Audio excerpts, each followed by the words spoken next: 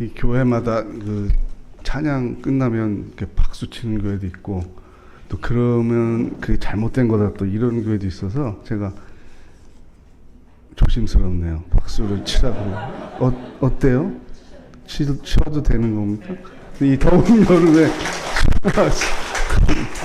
네. 물론 예배는 하나님께만 영광을 돌리고 사람에게 뭐 공로를 얘기하는 게 아니죠. 마찬가지겠죠. 뭐 목사에게도 오늘 설교에 뭐 도전이 됐습니다. 도움이 됐습니다. 뭐 많이들 쓰는 표현 은혜 받았습니다. 이게 그 개인을 칭송하기 위한 말이 아니고 그 설교 통해서 그 찬양 통해서 그 기도 통해서 하나님을 내가 더 잘 만나고 또 하나님 뜻을 잘 알게 됐어요. 이런 뜻으로 한다면 별 문제가 없지 않을까 그런 생각이 듭니다. 우리 안 목사님은 제가 참 좋아하는 선배고 이렇게 수십 년이 지나고도 형 이렇게 부를 수 있는 거의 몇 안 되는 저는 그냥 사석에서는 용성 형 뭐해? 톡으로도 성경에 대한 질문을 막 배란간에 해요. 그래서 저를 상당히 스트레스를 좀 받아요. 성사학자가 이거 모르면 어떻게 막 이러면서 제가 이제 제가 모르는 것도 신약학자도 되게 어려운 질문이겠죠. 그런 걸 이제 많이 요즘에는 뭐라 그러냐면 저한테 주석을 보든지 GPT한테 물어봐. 그래서 제가 아니 신학 박사가 이 자존심이 있지 컴퓨터한테 물어봐야 돼. 그러면 우리보다 우리보다 요즘에 그러고 있습니다. 제가 마음이 이렇게 설교 전에 좋은 마음이 이렇게 막 올라와서 하고 싶은 말이 목사가 좋은 마음이 막 올라오면 여러분이 이제 경계를 해야 되겠죠. 설교가 길어질 수 있구나. 그래서 제가 뭐 주의사항이 있어요. 그랬더니 딱 한마디였어요. 아무리 좋은 설교도 우리 성도들은 35분 넘어가면 싫어하는 사람이 있을 거야. 아닌가 봐요. 잘못 얘기하신 거고요. 그래서 제가 시계를 보고 있습니다. 그래서 저는 35분을 넘기지는 않을 거고요. 굉장히 저는 이제 윤리학, 안 목사님은 이제 성서학의 박사고 저는 이제 윤리학인데 윤리학은 교회와 세상과의 관계를 연구하는 공부예요. 기독교인이 교회에서만 사는 게 아니잖아요. 월요일에서 토요일까지 학교든 직장이든 어떤 내 마을이든 살 때 다른 사람들과 어떤 관계를 맺어야 되느냐, 그 지향점은 뭐냐, 이거를 공부하다 보니까 뭐 정치윤리, 경제윤리, 문화와 세계관 이런 것도 다 공부하는데 요즘에는 제일 큰 이슈가 되는 게 이제 생태윤리입니다. 환경이란 말 예전에 많이 썼잖아요. 근데 지금은 환경이라는 말도 이제 인간 중심의 언어이기 때문에 생태계라는 말을 쓰자라고 해서 지금 이제 생태학, 기독교 생태윤리 뭐 그런 말을 많이 씁니다. 그래서 최근에는 그 공부를 하는데 정말 이 머리가 아파요. 왜냐하면 생태 문제를 해결하는데 생태학적인 문제가 해결책이 아니라 경제 문제를 해결하려면 정치적인 결단이 있어야 되기 때문에 뭐 세계 모든 문헌 주요 문헌들의 경향이 어떻게 되는지를 다 훑어야 되니까 저는 전공이 100세 시대에 맞는 전공인 것 같아요.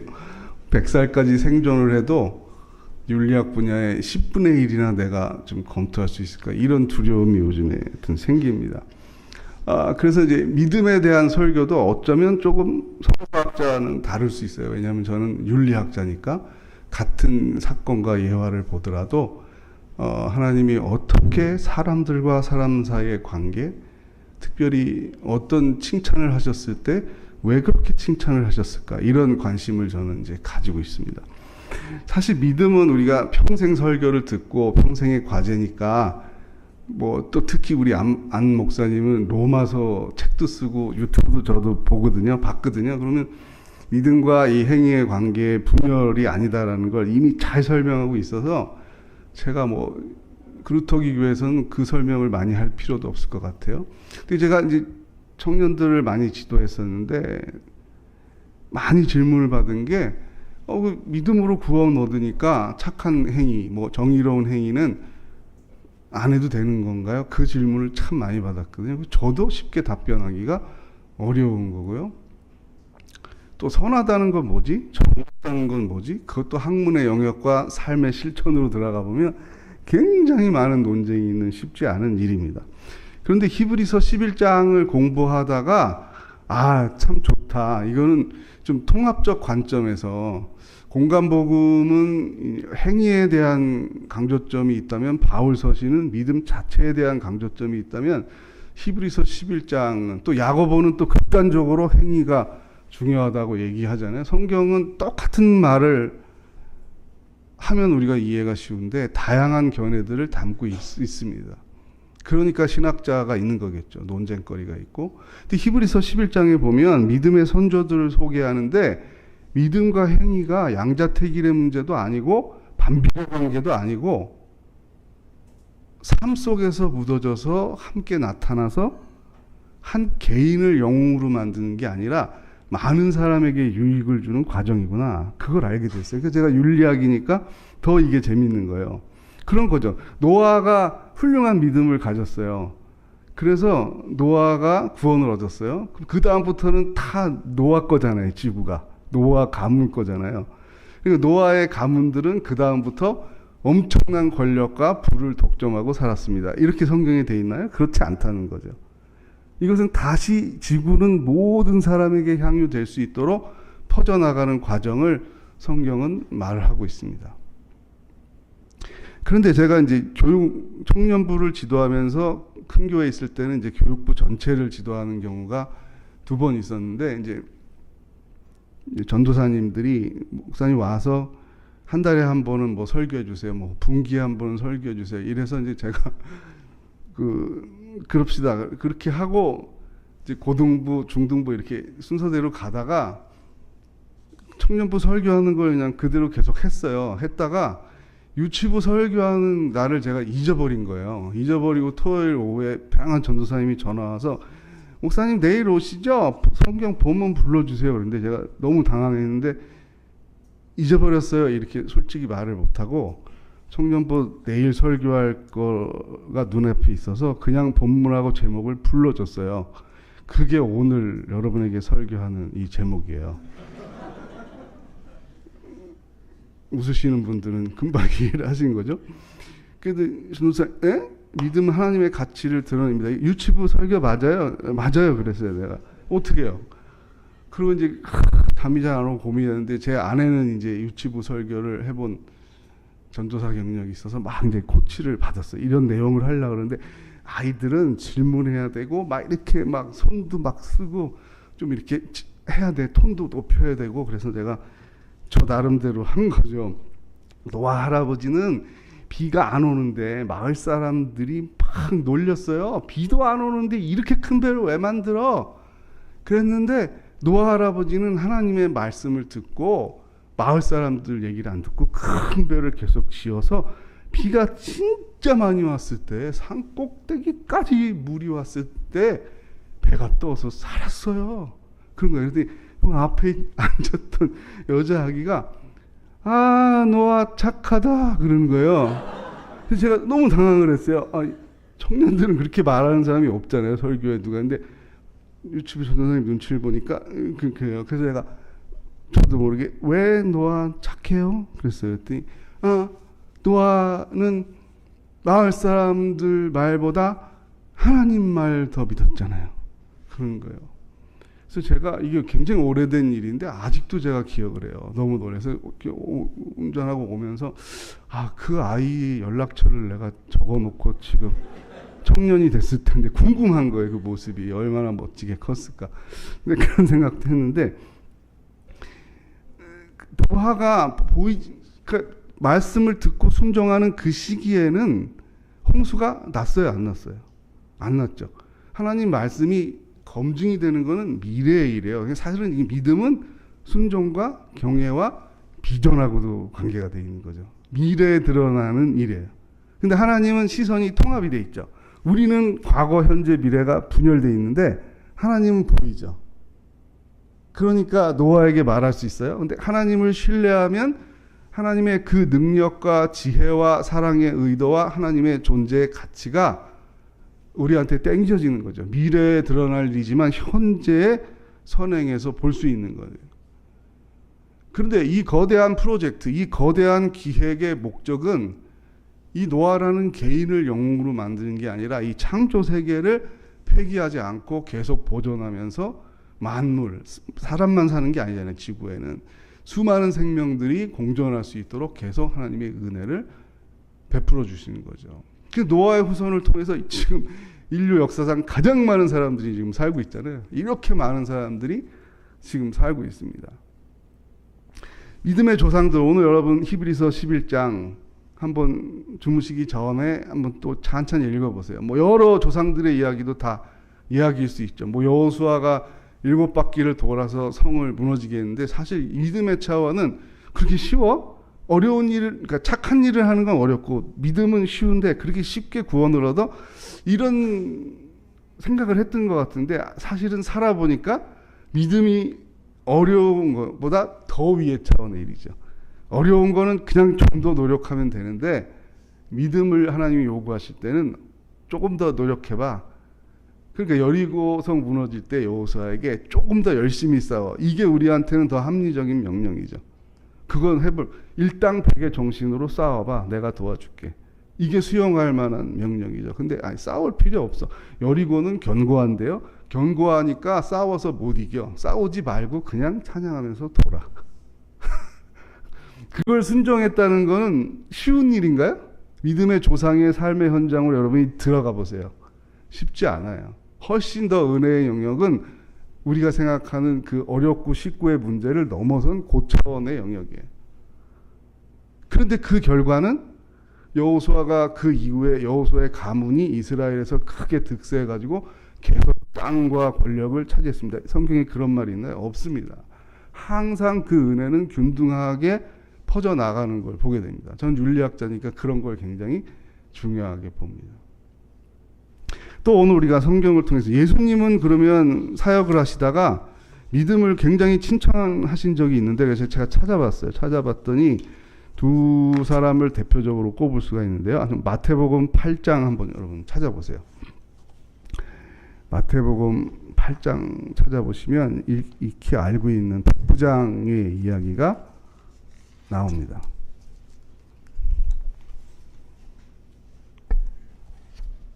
자, 5절에서 13절까지를 교독을 할게요. 마태복음 8장 5절에서 13절입니다.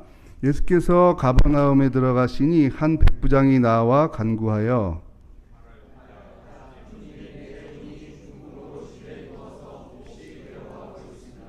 이르시되 내가 가서 고쳐주리라.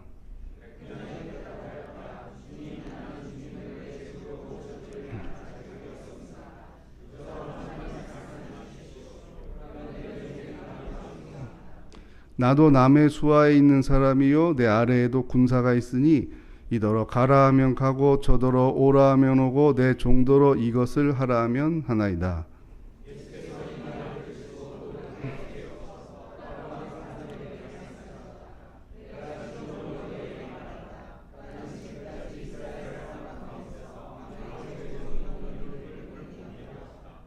너희에게 이르노니 동서로부터 많은 사람이 이르러 아브라함과 이삭과 야곱과 함께 천국에 앉으려니와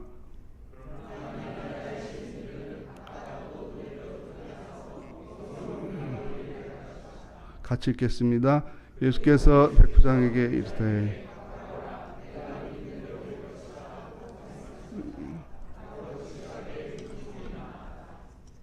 예수님이 바쁘셨죠. 우리식으로 이야기하면. 그리고 찾아오는 사람이 많으니까 한 사람당 이렇게 많은 시간을 쓸 수도 없는 상황이었어. 그렇죠? 그래서 저 같으면은 제가 백부장이면 예수님이 집에 가봐. 하인이 났을 거야. 그러면 저는 이성이 발달한 사람이니까 의식. 그런데 갔다가 안 나면 제가 또 와야 되잖아요. 이왕 낳기로 해주셨는데 저희 집 그리 멀지 않은데 가서 식사도 하시고 저희 집 오시고 저 개인적인 부탁도 좀 들어주시고 저 백부장인데 그 다음 총부장되게 축복기도도 해주시고 얼마나 많겠어요. 예수님을 집에 모시고 오면. 근데 반대가 돼 있죠 지금. 예수님이 시간을 내서 가자고 했고 백부장은 그럴 필요 없습니다.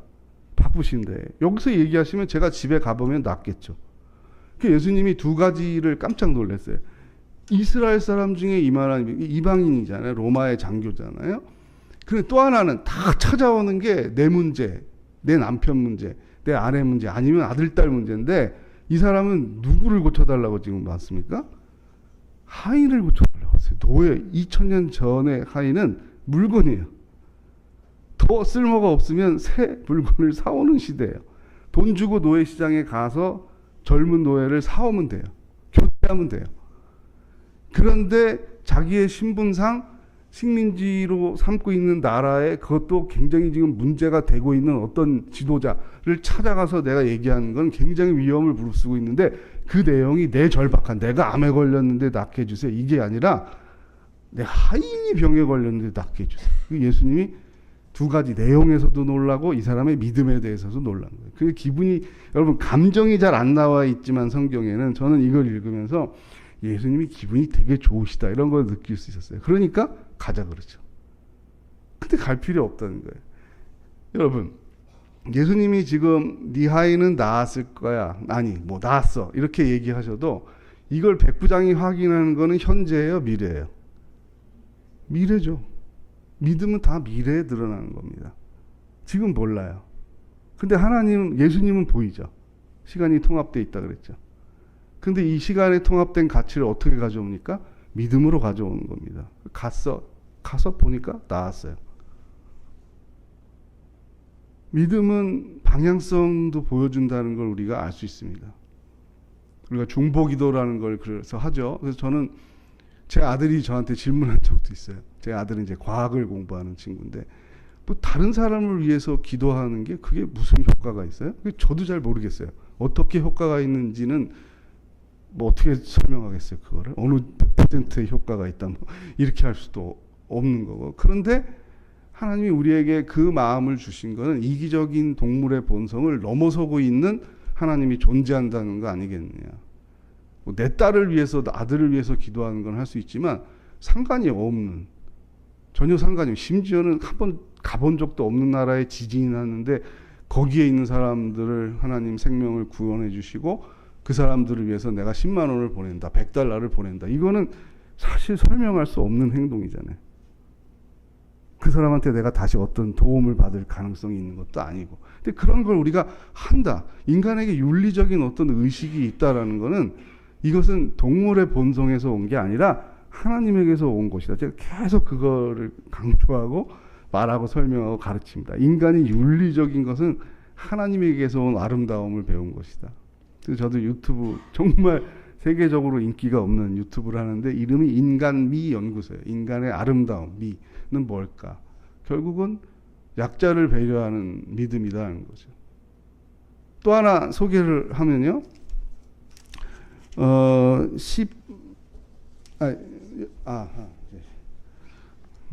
여러분들이 그냥 읽으셔도 될 것 같아요. 성경이 좀 달라서요. 15장 21절에서 28절입니다. 네, 아까 읽었던 백부장에서 이제 조금만 더 넘기면 되죠. 자, 15장 21에서 28. 네, 제가 성경 받았으니까 제가 먼저 읽을게요. 예수께서 거기에서 떠나서 두로와 시돈 지방으로 가셨다.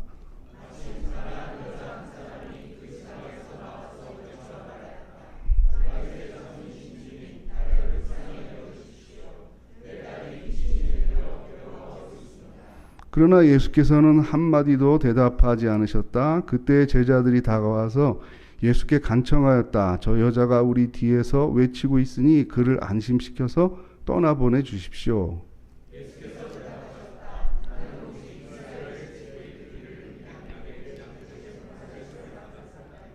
그러나 그 여자는 나와서 예수께 무릎을 꿇고 간청하였다. 주님, 나를 도와주십시오.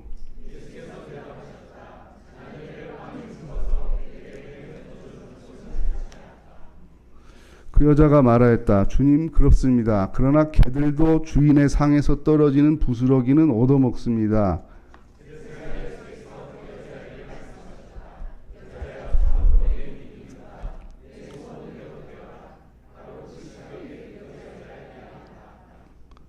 자, 이 여인, 이제 성경에 보면 이렇게 조금씩 제목이 나와 있는데, 가나안 여인의 복음, 다른 복음서에는 수로 보니 이게 좀 더 자세하게 이 소수민족의 혈통이 소개가 돼 있어요. 사실은 유대인도 그 당시 세계로 보면 약소민족이잖아요. 로마의 식민지 지배를. 근데 상당한 더 약소한 민족에 대해서 이렇게 깔보는 우월감들이 있었어요. 특히 이방인에 대해서. 이방인 중에 약소민족은 정말 이렇게 개 취급을 했다는 게 당시의 시각. 그걸 예수님께서 그대로, 예수님이 그렇게 생각했다는 게 아니라 그 당시 사람들의 말투대로, 시각대로 그냥 표현을 해본 거예요. 그런데 대부분 사람들은 그러면 실망하거나 혹은 정말 성깔이 있는 사람은 무슨 뭐 사랑해 어쩌고 저쩌고 자비롭다 그러더니 뭐 똑같은 지도자들만 그러면서 여기밖에 없어 뭐 그러면서 가겠죠. 우리식으로 말하면 서운해하고 삐지고 충분히 그럴 만한 상황. 나를 개취급했어. 근데 자기 딸 문제로 온 거는 비슷한데 예수님이 왜 이걸 이렇게 칭찬하셨을까? 역시 여기에 제가 보는 관점이 있습니다. 그건 뭐냐면 진리를, 하나님을 유대인들이 독점하는 게 아니라는, 본인들은 지금까지도 그렇게 생각하는 사람들이 이스라엘에 많이 살고 있지만 하나님은 이스라엘의 민족신이 아니라는 거예요. 온 세계의 창조주 하나님이시고 구원자 하나님이십니다. 이 가나안 여인에게도 은총이 간다. 자, 유대인들에게 만약에 이렇게 큰 은혜가 간다면 이 여인이 스스로 얘기하시고, 난 부스러기, 그 메인 디시, 그 정찬을 저한테 주시는 거 말고 그냥 떨어진 거, 개 취급해서 떨어지는 것만 줘도 저의 삶은 구원이 됩니다. 이 얘기예요. 굉장히 중요한 얘기입니다. 세계에 왜 문제가 생기냐, 왜 윤리학에 문제가 생기냐를 보면 하나님을 독점하려고 그래서 그래요. 그 무슨 얘기죠, 그게? 하나님의 복을 독점하려고 그래서 그래요. 근데 우리가 독점할 수 있어요? 하나님이 주시는 햇빛, 공기, 물, 지구에 있는 모든 돈, 자원, 이거 내가 아무리 똑똑하고 훌륭하고 성실하고 믿음이 좋아도 그걸 다 가질 필요가 있어요. 그다음에 다 가지면 뭐예요? 그 다 가져서 누릴 수도 없죠. 하나님을 독점하지 않아야 돼요. 신앙이 성숙하다는 것은. 우리 좋으신 하나님은 저 사람에게도 필요합니다. 우리 좋으신 하나님은 우리 옆집 사람에게도 필요합니다. 이 의식입니다. 저를 가장 사랑하지 않아도 됩니다. 저를 70억 번째로 사랑해도 괜찮아요. 문제는 하나님의 사랑의 범위에만 들어가는 사람이면 그 중에 꼴찌라도 괜찮아요. 이런 얘기를 하고 있는 겁니다. 그래서 이제 저도 청년 사역을 하다 보면 친한 뭐 임원하고 뭐 리더하고 오래 하고 그런 더 친해지잖아요. 뭐 밥을 한 번 사줘도 더 사주면 어떤 청년들이 막 얘기를 해요. 아무개는 더 이뻐하고 그러세요, 목사님. 그러면 내가 사람인데 어떻게 200명을 200분의 1로 딱 쪼개가지고 200분의 1씩 똑같이 내가 에너지를 주겠냐? 그건 솔직히 거짓말이지. 근데 내가 모든 청년을 사랑해서 이 메시지를 주는 거야. 근데 반응하는 거는 달라. 사람마다 달라. 그 결과도 다르고. 똑같아. 우리 하나님도 모든 인류를 향해서 사랑을 가지고 믿음을 가르치지만 그 결과가 다 똑같진 않아. 백부장의 믿음을 통해서, 가나안 여인의 믿음을 통해서, 노아 할아버지의 믿음을 통해서 우리는 무엇을 배울 것인가? 우리는 늘 내가 당면한 문제를 해결하기 위해서 작정하고 기도하고 그럴 수밖에 없는 연약한 목사를 포함해서 모든 사람들이 그럴 수밖에 없어요. 그 자체가 나쁜 건 아니에요. 그런데 거기에 기독교인으로 성숙하다면 하나 더 의식이 있어야 돼. 가치가 있어요. 나보다 약한 사람들은 어떻게 하지? 자, 기후위기가 증폭돼요. 그러면 사람도 이렇게 힘든데 동물들은 어떻게 하지? 바닷속의 생물들은 어떻게 하지? 뭔가 노력할 수 있는 게 없잖아요. 아이디어가. 왜 이런지도 모르잖아요. 이런 부분들이에요. 요즘에 신학에서 막 대두되는 용어가 비인간 존재도 창조주 하나님에 대한 주권이 있다는 거예요. 은혜를 받을 권리가 있다는 거예요. 이건 법적인 용어까지도 나오고 있어요. 그래서 송사가 막 일어나고 있습니다. 이렇게 변하고 있어요. 그레타 툰베르를 비롯한 청소년들이 국가를 대상으로 소송을 걸고 있어요. 진행 중이에요. 우리 미래 30년 뒤에 지구가 더 뜨거워져서 살지 못할 환경이 된다는데 지금 어른들은 이 대책을 세워야 되지 않겠습니까? 거기에 생명 전체, 이제 연약한 이웃뿐만 아니라 이웃 개념에 인간 외의 모든 존재도 다 포함이 되는 거예요. 이제는 얼마나 덥습니까? 지금 여름이. 그 저는 윤리학자이기 때문에 한 가지 방향을 더 추가하는 거예요. 믿음으로 천국 갑니다. 예, 그걸 우리가 100여 년 동안 교육을 받았어요. 플러스 이제 의식을 해야 되는 거죠. 나보다 약한 사람들은 내가 어떻게 돼야 되지? 인간보다 약한 생물들은 어떻게 배려해야 되지? 30년 뒤에 지구는 엄청나게 뜨거워진다는데 지금보다 그때 인류들은 지금 우리 아들, 딸, 손자, 손녀들은 어떻게 살아가야 되지? 이런 방향성을 보면서 하나님과의 관계 속에서 성숙을 계속 모색해야 된다. 이런 말씀입니다. 과제가 많겠죠. 그래서 제가 안 목사님에게 언제 기회가 되면 이게 길게 얘기해야 되니까 무슨 강의, 뭐 수련회, 수양 이런 특강 이런 게 있으면 그때 한번 불러주세요. 뭐 이런 얘기를 했었어요. 언제 기회가 또 될지 모르겠습니다. 오늘 시간이 돼서 제가 급격히 마치겠습니다. 기도하겠습니다. 하나님 감사합니다. 구루터기 교회 성도들이 이 더운 여름에도 이렇게 나와서 찬양을 준비하고 봉사를 하고 또 뭐 식사 준비를 하는 사람이 있을지도 모르겠습니다.